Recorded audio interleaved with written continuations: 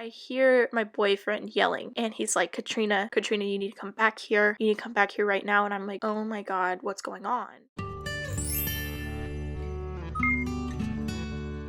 Hey guys, it's Katrina and welcome back to another YouTube video. I have another speed build for you guys today, so grab your favorite drink and a snack and hit the like button and subscribe if you haven't already to get more content like this. So today's speed build is a little bit different. Not only are we doing another apartment today, but I actually wanted to do a more run-down kind of apartment. So naturally, I had to pick the apartment with the crime scene body line in it because I feel like that just naturally fits that whole rundown apartment kind of feeling. Not only do I get bored of doing like perfect builds and stuff, but I'd actually seen SIMS recently do a like criminal's apartment in the same exact apartment space, and it kind of goes along that kind of vibe. And if you remember her, I shouted her out in the trailer build as well, and I had never made more like rundown kind of dirty looking builds until I'd ran into her channel and I was like, you know what? That seems really fun. I want to do that. And ever since then, I've been wanting to do another one. So here's this one. And as always, I'll link her criminal's apartment down below. Of course, this isn't a criminal's apartment. It's just run down, but I want to go ahead and send traffic her way since it gave me that inspiration to get this started. And I will link my RV build up in the right hand corner so you guys can kind of see what I'm talking about when I mention the RV build. So basically, you'll see later I use a lot of debug items to kind of clutter up the place and make it look a little bit more dingy, worn down, and like it's seen better days. And of course, this apartment automatically comes with the needs TLC trait, and there's a bunch of like mouse holes and the pipes leak, and there's this thing in the bathroom that splurges up water, and there's that body line, and every so often that gives out like a stench, and it's got a really cheap rent and a really cheap deposit, but obviously that's for a reason. And from my understanding, when I was building it, I couldn't get rid of any of those things. Not that I wanted to for this build, but I think you're stuck with those things. But when you start off the game, obviously you need, if you're going to live in the big city, you're going to need a really cheap apartment with what you were given, unless you were trying to cheat. But if you're starting off from the bottom and not adding any money to what they give you when you first start out, then this apartment's perfect. And if you want something that looks more kind of maybe realistic to something that would be like a really cheap apartment in a city, here you go. And I feel like the furniture in it also kind of gives you that vibe of a rundown cheap apartment that you don't have a lot of money for furniture, so it's kind of collected from like thrift stores, maybe like, you know, a Sims version of Goodwill or things like that. Like the bed is an air bed, that kind of thing, because I totally had an air bed when I first started out because I did not have a mattress. Not here, it was at my parents'. So it gives you that little touch of realism of when you're first starting out and you're struggling. With all that out of the way, I kind of wanted to tell you guys about something that just happened to me. And it's kind of funny because I was like, I don't know exactly what I want to talk about in this video, but they say when you ask the universe questions, it will give you answers. And that's what happened to me.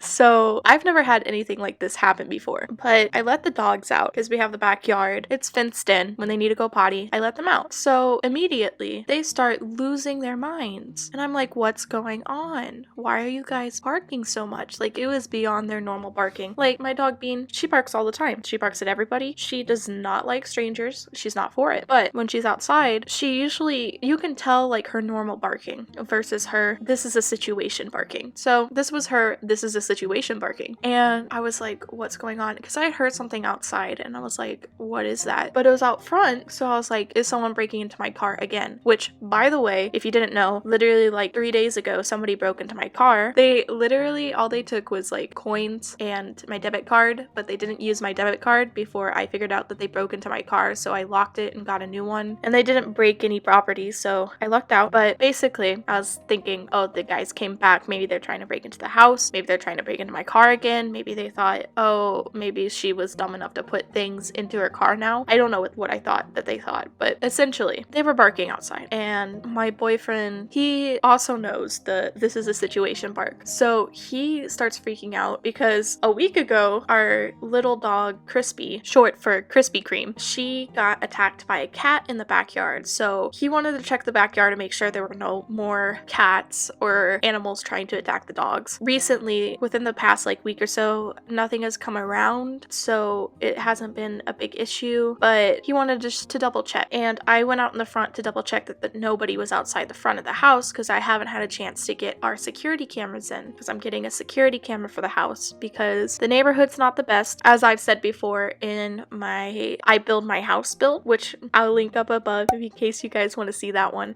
So nothing was out front, which was a relief, but then all of a sudden I hear from the backyard, I hear my boyfriend yelling, and he's like, Katrina, you need to come back here. You need to come back here right now. And I'm like, oh my God, what's going on? So I go in the backyard. I was literally running because I didn't know what was going on. And I'm out there and he's like, listen. And I'm like, listen to what? And he's like, shh, just listen. And I do. And I hear a bunch of small, soft meows. And I'm like, where's it coming from? And he points to our laundry room, our outside laundry room. So basically, some cat had kittens in our attic because there was a hole that led to our attic above our laundry room. And my boyfriend goes inside and he asks, his brother's on a Discord call with him, and he asks his brother what he should do. And I call my dad and I ask him what he should do. And my dad, bless his heart, he tells me to give him milk. And I'm like, no, I think I need to research that some more. I was right, not supposed to give him milk, but he had the right intentions in mind. Either way, I'm gonna give a trigger warning right here. If you guys do not like death, I'll put a timestamp right about now to go ahead and skip over the part where I talk about it. But if you're cool with it, I'll continue the story. Just take that as a fair warning of what's to come. So their mom was dead. We found her on our shelf that led up to the hole in the attic. And so the kittens were all alone and they're trying to get to their mom. And